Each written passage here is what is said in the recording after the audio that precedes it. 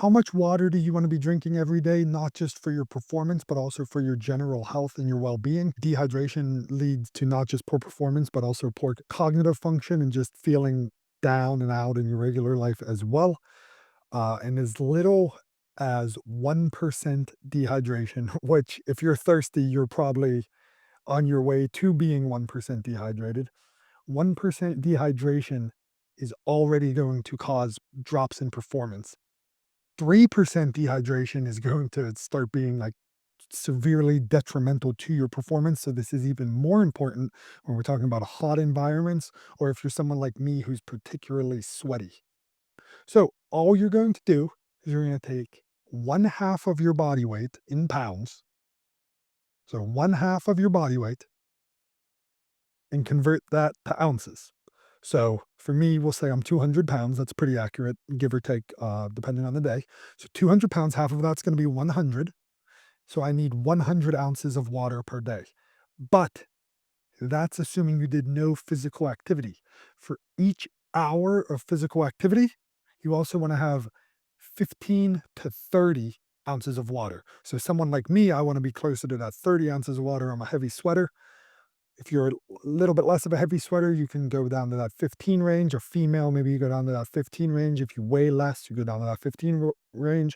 If you weigh more, go up to that 30 range. So let's just say, using myself again, I did a 50-minute run.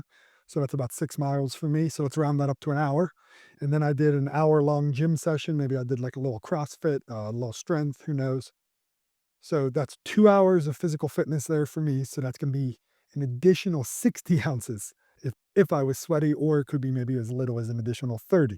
So for me, I have my baseline 100, then I have my 2 hours of fitness, so that's gonna be between 130 and 160 ounces of water for me.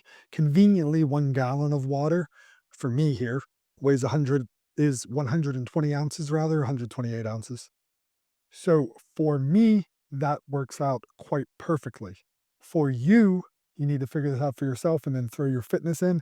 But if you are someone who's not drinking enough water to begin with, please stay with me in this video. I know drinking water is pretty fucking boring, but we need to be focusing on this to get our health in order because it will just trickle down. It'll enhance our performance. It'll enhance our body composition. It'll enhance our cognitive, our mental focus. So please bear with me here. If you're someone who knows that you do not drink anywhere close to what I just said, forget about the additional water from the physical fitness component and just focus on getting in that baseline one half of your body weight in ounces of water per day, or work towards that number. Now, if you've been drinking 50 ounces of water and I just told you you're supposed to drink, say, 90, maybe don't go to 90 tomorrow, just go to 60, 65. Make sure you're getting that little bit extra water in so that you can start working towards that. And one other thing, this is a totally different video, so I won't cover it in depth at all here, is you want to make sure you're actually replenishing your electrolytes. If all you do is drink water, especially if you're a more high performance athlete. So let's say you're a soccer athlete, a basketball, something that takes a little bit longer. Soccer, basketball, running, of course, CrossFit, even something that's sweatier, not just like a powerlifting or a weightlifting or strength sport athlete, but someone who is particularly sweaty, particularly active within your sport, lacrosse, rugby, anything of that nature. You need to be replenishing with not just water, but with electrolytes. The easiest way to do that is to have something like Gatorade, but to be completely honest with you, that really doesn't contain any appropriate amount of sodium and other electrolytes that you need. We'll just talk about sodium here to keep it simple. So what I like to do is well, for starters, I have a higher end electrolyte supplement, but I don't want to plug any products here. So the simplest way that I do it is every morning I bought, like, it was like $10 on Amazon. It's just a bag of sea salt, like, not already pre-ground fine sea salt. I swear it was like $10 and it's gonna last me for like the rest of my life. And I put a scoop of that in my in a glass of like 12 ounces of water, stir it up, and that's the first thing I have in the morning before I do anything else with my day.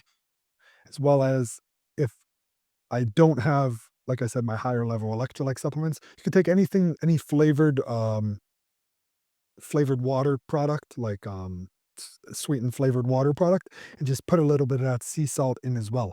So you don't need to go out here and get these fancy products. Quite frankly, I should save some money and just use the sea salt route more often.